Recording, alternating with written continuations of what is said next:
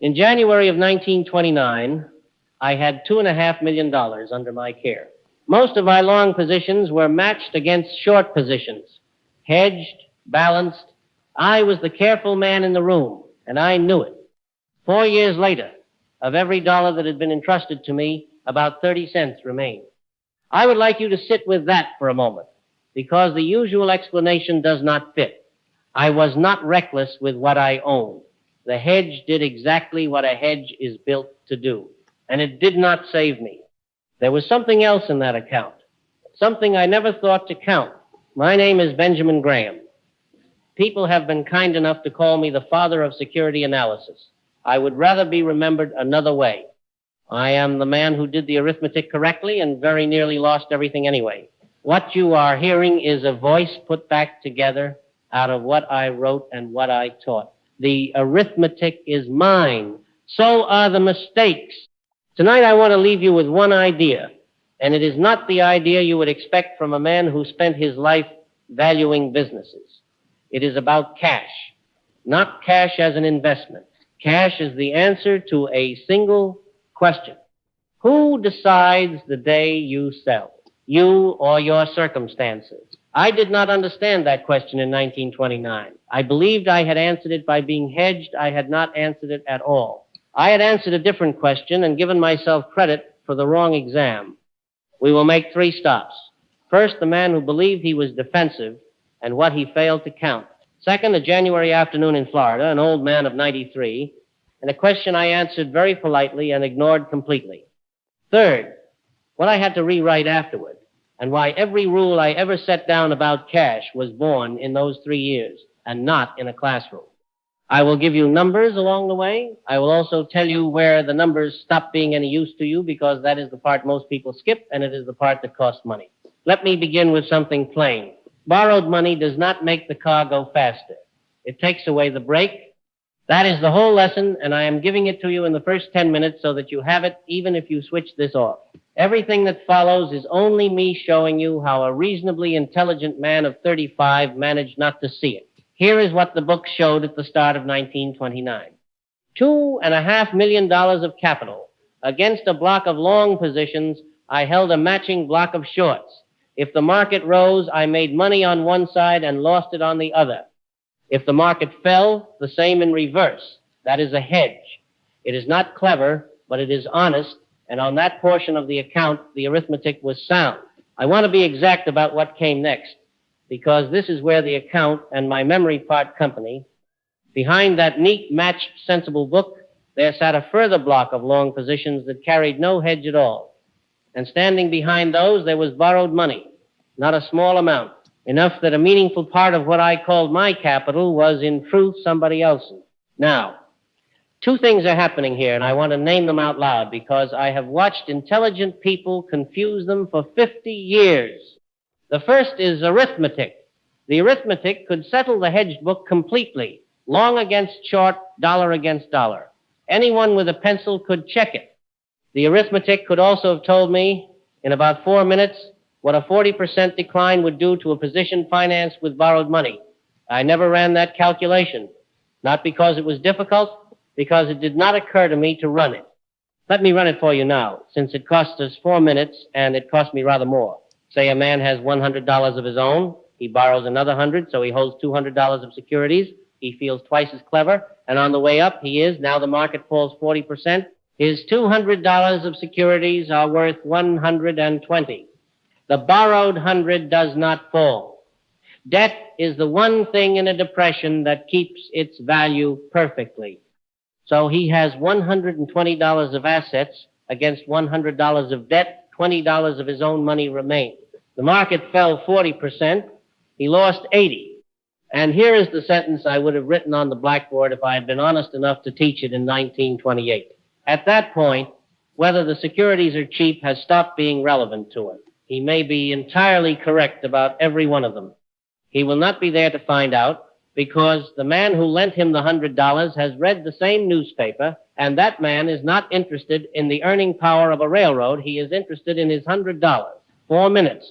A pencil. Any schoolboy could follow it. That second part is not arithmetic. That is psychology, and no mathematics will explain it. Every single morning I counted the hedged book. It was the part I was proud of. It was evidence of my seriousness. The borrowing I treated, the way you treat the furniture in your own house, it is there. You walk past it. You do not look at it. Ask yourself honestly, which parts of your own position you count every morning and which parts you walk past.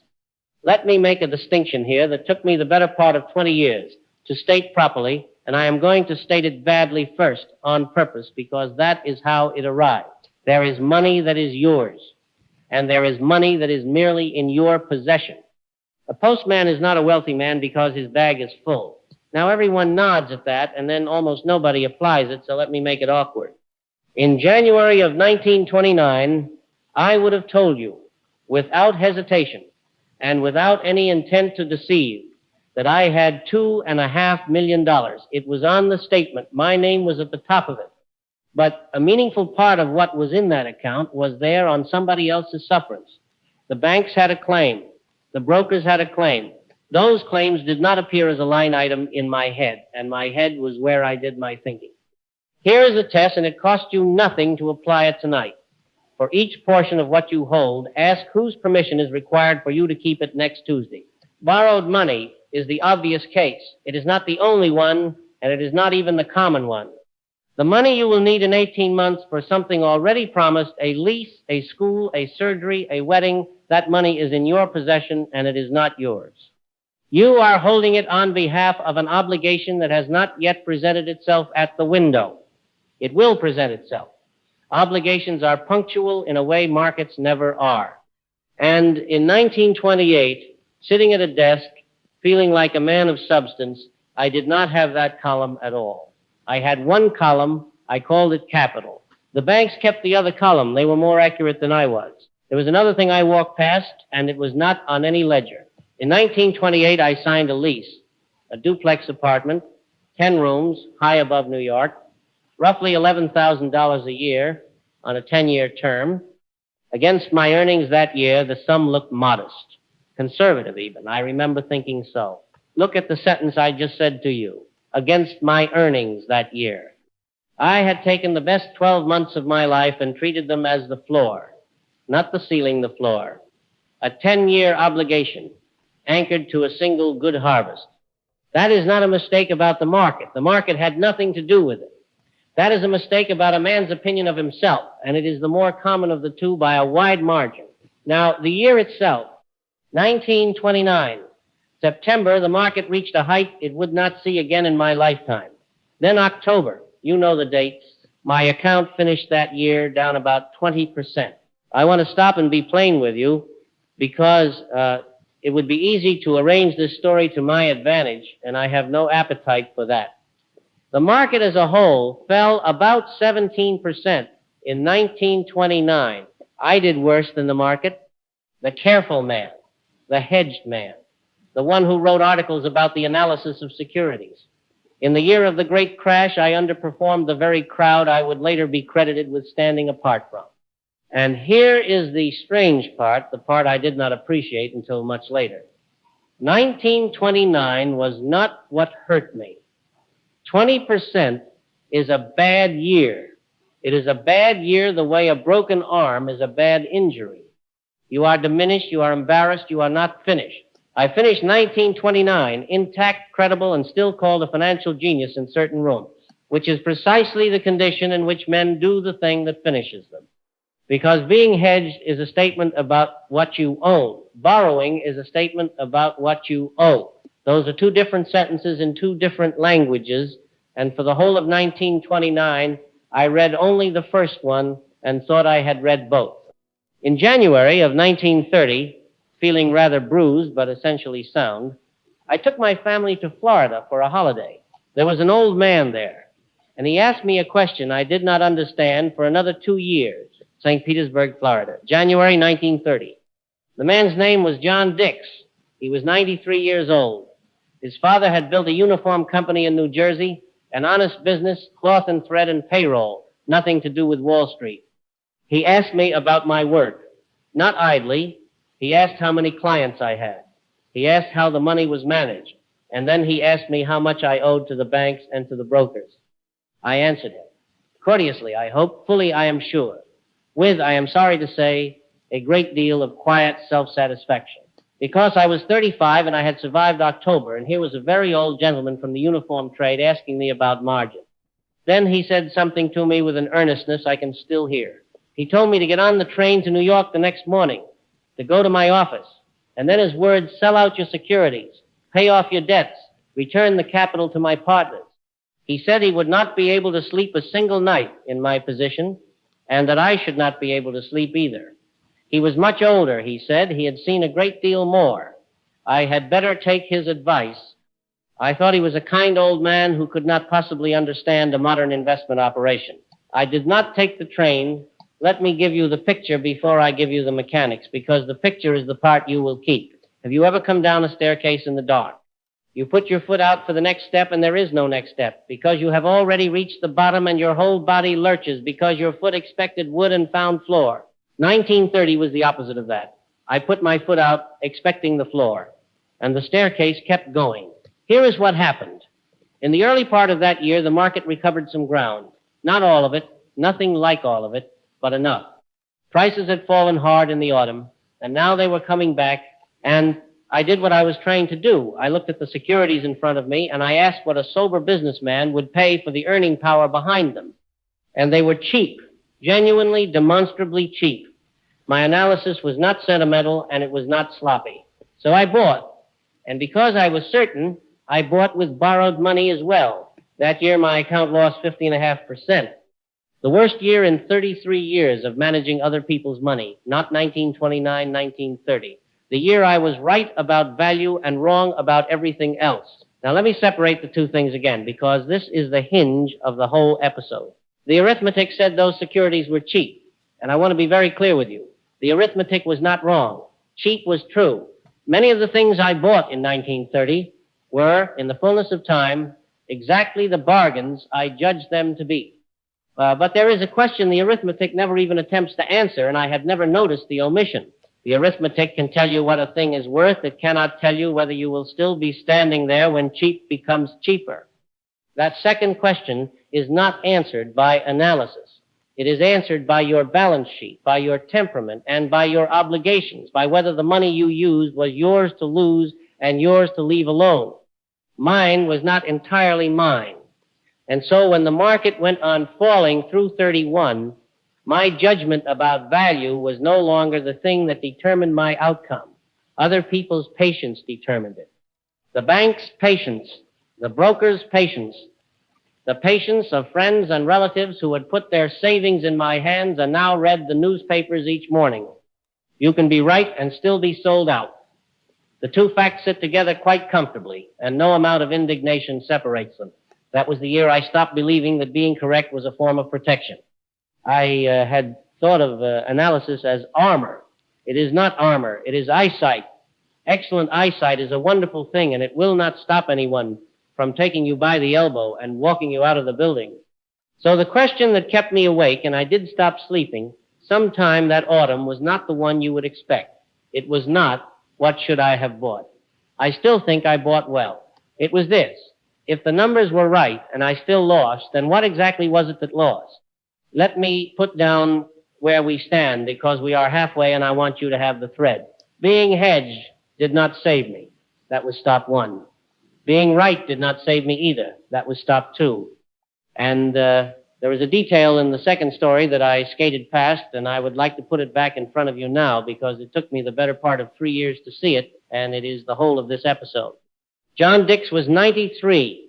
He had never read a security analysis in his life. He did not know what my hedge book looked like. He spent perhaps half an hour with me on a January afternoon in Florida, and in that half hour he saw something that I, with every ledger, every calculation, every column of figures I was so proud of, did not see in 3 years. What did that old man see? He asked me what I owed. That was all. Go back through it, and you will find that of every question John Dix put to me that afternoon, the one that mattered was not about a single security I held. He never asked what I owned. He asked what I owed. I had spent 9 years learning to answer the first question better than almost anyone alive. I had spent no time at all on the second, because I did not think it was an investment question. It is the only investment question that has a deadline attached. Here is the plain version, and then I will show you the machinery. Cash is not money sitting idle. Cash is the ticket that lets you stay in your seat until the last act. That is all it is. It is not an investment. It never was. It earns you very little, and in a good year, it will embarrass you at dinner parties. What it buys is not return. What it buys is the right to say, not today. The man who owns his securities outright decides the day he sells. The man who owes decides nothing. Somebody else decides for him, and they will choose the worst possible morning, not out of malice, but because the worst possible morning is precisely when they need their money back. Every rule I ever wrote about a margin of safety, every one, is a translation of that sentence into the language of the balance sheet. Now the machinery. This next part is arithmetic, and it is unforgiving, and almost nobody runs it before they need it. Suppose you lose half of what you have. To get back to where you started, you do not need to make 50%. You need 100. The loss and the recovery are not the same size, though they wear the same word. Now suppose you lose 70%, which is what happened to the account in my care, between 1929 and 1932. 30 cents left of every dollar. What must those 30 cents do to become a dollar again? They must more than triple, 233%, not 133, which is what most people say when I ask them, and which is what I would have said myself in 1928. Sit with the shape of that. A decline of 70% is undone only by a gain of more than 200%. Losses and gains are not mirror images. The ledger of ruin is written in a different hand from the ledger of profit, and the arithmetic here is not a matter of opinion. You can check it on the back of an envelope. This is exactly the point at which the arithmetic stops and something else begins, and I want to name the handover because it is where investors are lost. The arithmetic tells you that a large loss is nearly impossible to reverse. It does not tell you why a man who knows that will nonetheless increase his borrowings in the spring of 1930. No mathematics reaches that. That is temperament and pride and the ordinary human need to repair a wound quickly rather than slowly. I did not lose money because I could not do the sum. I lost money because I never thought to do it about myself. Let me show you the other side of it now, because there is one, and it is the reason I am able to speak to you at all. 1931. The market fell by roughly half, again about 53% in that single year.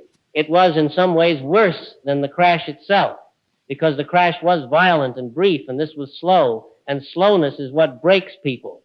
My account fell 16%. 1932, the year the market reached its floor.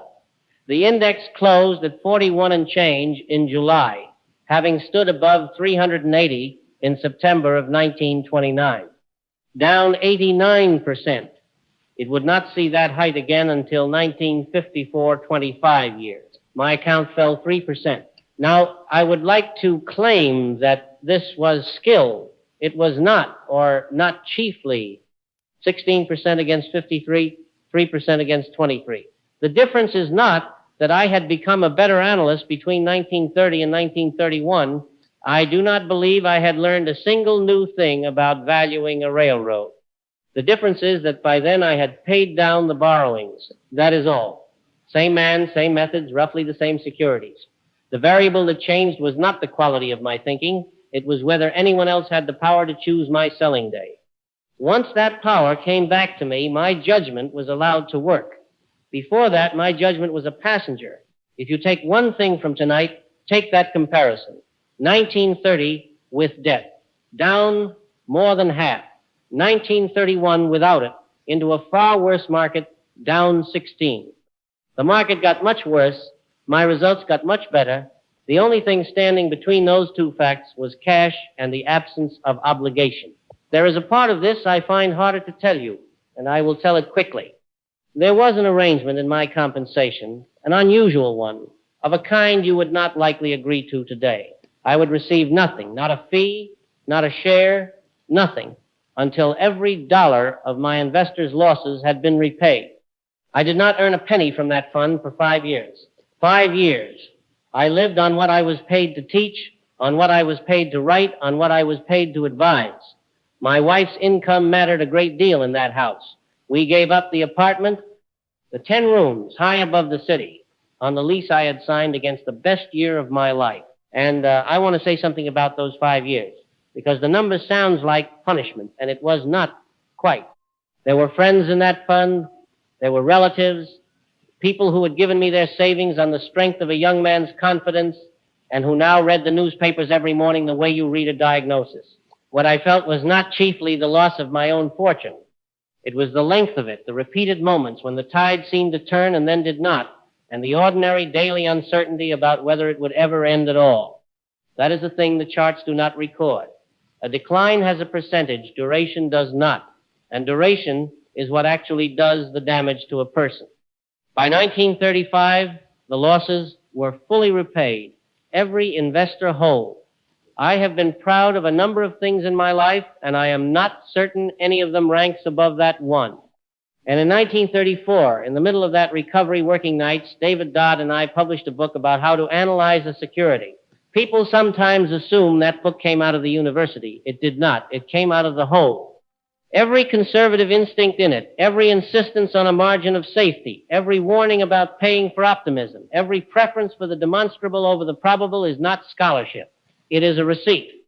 I want to bring this home to you now and away from me because I am a case study and you are a person with a life. You are probably not carrying margin debt. Most sensible people are not, and if you are, you have already had the useful part of this episode. But I would like to suggest something to you, and it is the reason I chose this evening's subject. Your margin call may not be called margin. It might be next month's rent. It might be a job that could go. It might be a parent who becomes ill, or a roof that gives way, or a business that needs money 3 weeks before your money is convenient to reach. You have borrowed nothing from any broker, and yet on that morning, someone other than you will decide what you sell and when. The mechanism is different. The result is identical. So I do not think the useful question is the one everybody asks. What should I buy? That is an interesting question, and I have spent a lifetime on it, and I do not regret a day of it. But here is the question underneath it, and you can answer it tonight without a single calculation. If the next 12 months go badly, not catastrophically, merely badly, who chooses the day you sell? You or your circumstances? If the honest answer is your circumstances, then nothing you know about a business will protect you, and I am the evidence. I did the analysis correctly in 1930. It bought me nothing because I was not the one holding the door. This is where I would like to hand cash back to you with a different meaning attached.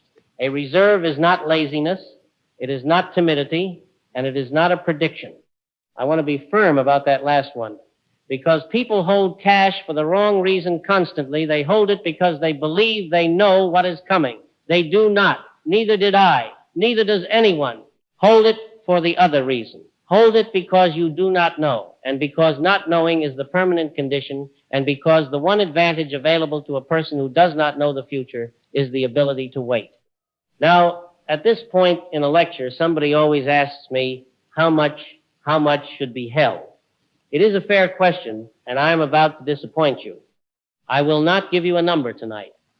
Not because I am being coy, because the number is not the interesting part, and every number I have ever heard offered was derived from the wrong question. People size their reserve against a forecast. They ask themselves how bad they think it might get, and they hold accordingly. Do you see the trouble? That is a prediction wearing a disguise. You have simply moved your forecasting from the stock column to the cash column, and you are no better at it there. You do not provision a ship for the weather you expect. You provision it for the length of the voyage. So size it against your obligations, not against your opinion of the market. What must be paid and when, regardless of what any index does, rent or the mortgage, the people who depend on you, the stretch of time your income could stop and would need to be replaced. And then this is the part I would underline if this were paper size it against duration rather than depth. My own case will do as the illustration. The depth was 70%, and depth is what gets written down in the histories. It is not what nearly finished me. What nearly finished me was 5 years without a fee. 5 years of the tide appearing to turn and then not turning. 1931 felt like a mistake being slowly confirmed. Nobody plans for that. Everyone plans for the crash, which is loud and brief and rather cinematic. And almost nobody plans for the 4 gray years afterward, which is where the actual selling gets done quietly by tired people for reasons that have nothing to do with value. Ask not how far it could fall. Ask how long you could be wrong in public and still eat. And I want to say a word to the person listening who owes nothing at all, because you may have decided this episode is not about you. You have no broker's loan. Very good. But if every dollar you have is inside the market, then you have not escaped the position I was in. You have only changed the name of the lender. Your life is the lender. Your rent is the lender. The month your income stops is the margin call, and it will arrive with no warning letter, and it will not wait for a better price. I have known men with no debt whatever who sold at the bottom in 1932, and they sold for the plainest reason in the world. They needed the money that week. Nobody forced them. Nobody had to. That is the quiet form of the same disease, and it is far more common than the loud form. The loud form has a name and a paperwork trail, and everyone can see it coming. The quiet form simply looks like an ordinary person with an ordinary emergency at the exact moment when selling is the most expensive thing he could possibly do. You do not need a lender to be forced. You only need to be short of cash on the wrong Tuesday. Waiting is not a passive act. It is the most expensive thing you will ever buy. You pay for it in the return you give up while you sit there feeling foolish, and you are paying for one thing only, the right to still be there. And notice, if you will, that this costs you nothing in judgment. You are not being asked to be cleverer. You are not being asked to predict. You are only being asked to arrange your affairs so that your own good sense is permitted to work, rather than being overruled at the worst possible moment by a bill. I would put it this way. The market can take your money. Only your obligations can take your patience. And of the 2 losses, the second is the one you never recover from, because a man who has been forced to sell at the bottom rarely comes back, and it is not his portfolio that is broken. I have listened to a great many people explain their losses over a very long career. Almost none of them were wrong about a business. Nearly all of them were early and then unable to be patient because patience had a price and they had not put the money aside to pay it. I include myself at the front of that queue. I was not fooled by anybody. I was not sold anything. I read the figures correctly, and I still spent 5 years working for nothing, and I still gave up the apartment, and I still had to look at people I loved across a dinner table, having lost most of what they gave me. And an old man in Florida told me how to avoid the whole of it in about half an hour for free, and I thanked him politely and did not take the train. So, what is cash for? Cash is for the version of you who is right and tired and out of time. That fellow is going to show up eventually. He shows up for everyone. And when he does, he will not be helped by anything you understand. He will only be helped by what you set aside while you are still comfortable. I spent 3 years and 70% of everything I owned to learn what a 93-year-old man handed me for nothing on a January afternoon. I have thought about it a great deal since, and I have decided I got the better end of the bargain. Most people are never taught it at all, and the tuition, I am told, does not go down. If this episode was worth your time, subscribe and stay with us. Next time, we take the rule Graham finally wrote down for ordinary investors, how much of your money should ever sit in stocks and how much should never. Thank you for listening.